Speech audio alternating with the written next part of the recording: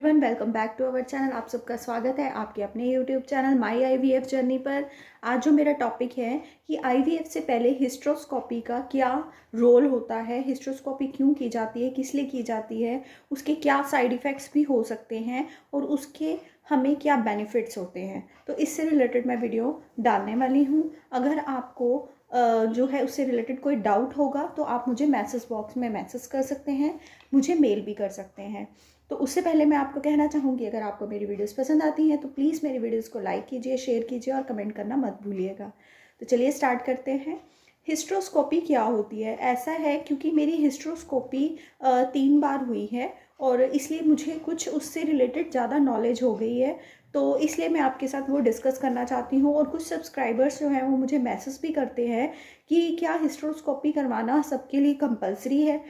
देखिए, हिस्ट्रोस्कोपी इसलिए की जाती है, हिस्ट्रोस्कोपी 2 तरह की होती है और मेरी जो तीनों बार हिस्ट्रोस्कोपी हुई है वो एक ही टाइप की हिस्ट्रोस्कोपी हुई है। हिस्ट्रोस्कोपी 3 तरह की होती है, 2 तरह की होती है, सॉरी। एक होती है ऑपरेटिव और एक होती है डायग्नोस्टिक। ऑपरेटिव का क्या मतलब होता है और डायग्नोस्टिक का क्या मतलब होता है? डायग्नोस्टिक का मतलब होता है कि अब जैसे मुझे एंड्रोमेट्रोसिस की प्रॉब्लम थी। मैं सोच रही हूँ कि एंड्रोमेट्रोसिस और हाइड्रोसल्फिन से रिलेटेड एक अलग से वीडियो डालूंगी आपके लिए कि वो क्या होता है। तो उसमें हिस्ट्रोस्कोपी में क्या होता है कि जैसे मुझे जो काफ़ी जैसे हम अल्ट्रासाउंड करवाते हैं, जब हमें इनफर्टिलिटी की प्रॉब्लम आती है तो सबसे पहले हमारा जो स्टेप होता है वो अल्ट्रासाउंड का होता है। अल्ट्रासाउंड में ये देखा जाता है कि आपकी यूट्रस जो है अंदर से कोई उसमें इन्फेक्शन तो नहीं है, कोई उसमें जैसे कि हमें नॉर्मली इन्फेक्शन जो है वो पीसीओएस या पीसीओडी से या पीआईडी से होना शुरू होता है। पीआईडी होता है जो पेल्विक के अंदर इन्फेक्शन होना शुरू हो जाता है।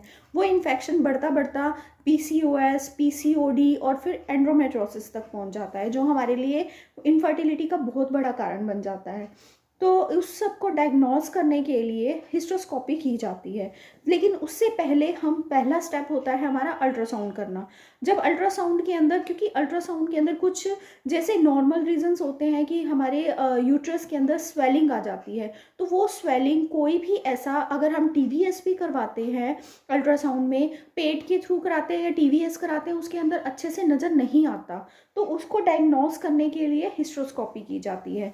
और नॉर्मली जो है हिस्ट्रोस्कोपी, जैसे जो बच्चेदानी का जो मुंह होता है वो किसी का टाइट होता है, नहीं ओपन हो रहा होता है, उसके अंदर जो है, क्योंकि जब आईवीएफ होता है तो उसमें डायलेटर डाले जाते हैं, डायलेटर के थ्रू ट्रांसफ़र किया जाता है और एग्स को पिकअप किया जाता है। तो ये दोनों प्रोसीजर तो तभी पॉसिबल हैं जब उसका जो फेस है, जो यूट्रस के का फेस है, वो ओपन होना चाहिए अच्छे से। कई बार थोड़ा सा भी ओपन हो तो भी जो है ऐसे ऐसे डायलाइटर आजकल डॉक्टर के पास अवेलेबल हैं, वो यूज़ कर सकते हैं। लेकिन कई बार ऐसा होता है कि बहुत ज़्यादा डिफ़िकल्ट हो जाता है तो हिस्ट्रोस्कोपी करनी पड़ती है। और एंड्रोमेट्रोसिस वाले पेशेंट्स की हिस्ट्रोस्कोपी कंपलसरी हो जाती है, क्योंकि उसमें क्या होता है कि कई बार ट्यूब्स जो हैं वो ओपन होती हैं, ओवरीज भी ठीक होती है, एग्स की क्वालिटी भी ठीक होती है, सब कुछ ठीक होता है। लेकिन एंड्रोमेट्रोसिस की वजह से हमें नॉर्मली जो है कंसीव नहीं होता। वो इसलिए नहीं होता क्योंकि उससे क्या होता है कि अंदर एडिशंस बनने शुरू हो जाते हैं, जाले, एडिशंस मतलब जाले बनने शुरू हो जाते हैं, जिसकी वजह से जो हमारी ट्यूब्स हैं, हमारी ओवरीज हैं, हमारा यूट्रस है, वो अच्छे से काम नहीं कर रहा होता। और कई बार अगर हम हिस्ट्रोस्कोपी नहीं कराते एंड्रोमेट्रोसिस के होते हुए और हम आईवीएफ करवा लेते हैं, क्योंकि जैसे मैंने आपको बताया कि अल्ट्रासाउंड में क्लियर कुछ भी नज़र नहीं आता, एडिशंस नज़र नहीं आते हैं, स्वेलिंग नज़र नहीं आती है, तो उसमें क्या होता है कि हमें हिस्ट्रोस्कोपी करवाना इसलिए कंपलसरी हो जाता है क्योंकि एक बार तो मेरी हिस्ट्रोस्कोपी मुझे डॉक्टर ने ही बोली थी, क्योंकि आईयूआई में मेरे एक आईयूआई फेल हो गया था, वो डायलेटर नहीं अंदर जो है नहीं जा रहा था, तो फिर हिस्ट्रोस्कोपी हुई थी। उसके बाद 3 आईयूआई फिर से हुए थे, वो फेल हो गए थे। तो उसमें क्या हुआ था कि फिर मेरी हिस्ट्रोस्कोपी मुझे डॉक्टर ने सजेस्ट की, लेकिन उसके बाद जब सेकंड हिस्ट्रोस्कोपी मेरी हुई तो उसमें मैंने उनको, डॉक्टर को खुद बोला था कि आप हिस्ट्रोस्कोपी कीजिए, क्योंकि उसमें मैं ये देखना चाहती थी कि कोई एडिशंस तो नहीं है, क्योंकि अगर उसमें एडिशंस हो जाते हैं तो हमें नॉर्मल कंसीव होता ही नहीं है। और अगर हम आईवीएफ भी करवाएंगे तो इम्प्लांटेशन नहीं होता। तो ये रीज़न जो है हिस्ट्रोस्कोपी के लिए करवाना उसके लिए कंपलसरी हो जाता है। उसके बाद हिस्ट्रोस्कोपी में जैसे कि आप मैंने बोला ये तो हो गया डायग्नोस करने के लिए। उसको डायग्नोस का मतलब होता है कि उसके अंदर जांच करने के लिए कि कैसी अंदर की लाइनिंग है, अंदर जो है। कई बार ऐसा होता है कि आईवीएफ की जैसे 3 चांसेस होते हैं, उसमें एक चांस अगर फेल हो गया है तो सेकंड चांस लेने से पहले हमारी हिस्ट्रोस्कोपी होती है और उसमें उसको डायग्नोस किया जाता है। हाइड्रोसेल्फिन की प्रॉब्लम होती है, फ्लूइड को चेक करने के लिए, डायग्नोस करने के लिए हिस्ट्रोस्कोपी की जाती है।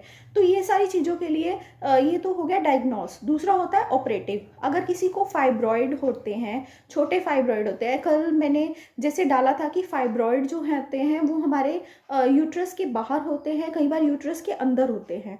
अगर मेरे जो फाइब्रॉइड्स हैं वो यूट्रस के बाहर हैं, फाइब्रॉइड्स होते हैं रसोली। अगर जो वो है वो बाहर की साइड है तो वो हमारे जैसे जब यूट्रस के अंदर बेबी को ट्रांसफ़र किया जाता है, एम्ब्रियो ट्रांसफ़र किया जाता है, तो वो आगे ग्रो करना शुरू करता है। तो उसके साथ साथ फाइब्रॉइड भी ग्रो करने शुरू कर जाते हैं।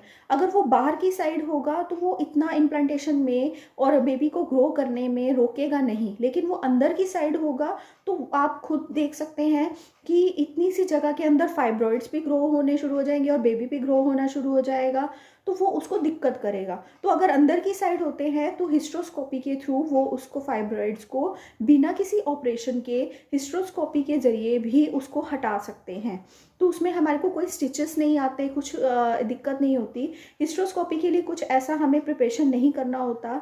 हिस्ट्रोस्कोपी जो है एनेस्थीसिया में किया जाता है, उसमें हमें जर्नल एनेस्थीसिया नहीं दिया जाता। उसमें हमें जो है रीढ़ की हड्डी में इंजेक्शंस दिया जाता है। कई बार ऐसा होता है कि मेरा एक में मुझे जर्नल एनेस्थीसिया दिया गया था, लेकिन एक में मुझे रीढ़ की हड्डी में इंजेक्शन दिया गया था।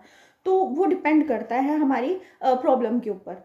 तो जब वो हमें हिस्ट्रोस्कोपी करते हैं तो हिस्ट्रोस्कोपी में वो डायग्नोस भी कर सकते हैं। और अगर हमें कोई प्रॉब्लम है, जैसे मैंने बोला कि अंदर जाले जाले से हो जाते हैं एंड्रोमेट्रोसिस की वजह से, और उसमें क्या होता है कि उसे वो रिमूव कर देते हैं, हटा देते हैं। तो कई बार ऐसा होता है हिस्ट्रोस्कोपी के बाद अगर हमारी ट्यूब्स ओपन हैं, हमारी ओवरी अच्छे से काम कर रही है, एग की क्वालिटी वगैरह, लाइनिंग वगैरह सब कुछ ठीक होती है, सिर्फ एडिशन की वजह से प्रॉब्लम आ रही है, तो हमें नॉर्मल प्रेगनेंसी भी कंसीव हो जाती है। तो आई होप कि आपको आपके डाउट क्लियर हुए होंगे। अगर क्लियर हुए हैं तो प्लीज़ मेरी वीडियोस को लाइक कीजिए, शेयर कीजिए और कमेंट करना मत भूलिएगा। फिर भी अगर आपका कोई डाउट है तो आप मुझे मैसेज बॉक्स में मैसेज कर सकते हैं, मेल कर सकते हैं, या अपनी वीडियो को यहीं पर ख़त्म करते हैं। राधे राधे।